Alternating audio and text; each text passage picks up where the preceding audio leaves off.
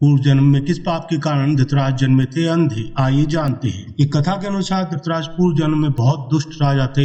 एक दिन नदी में विहार के दौरान उन्होंने देखा कि एक हंस अपने बच्चों के साथ विचरण कर रहा है। अपनी दुष्ट प्रवृत्ति के कारण धृतराष्ट्र ने हंस की आंखें फोड़ने और उसके बच्चों को मारने का आदेश दे दिया।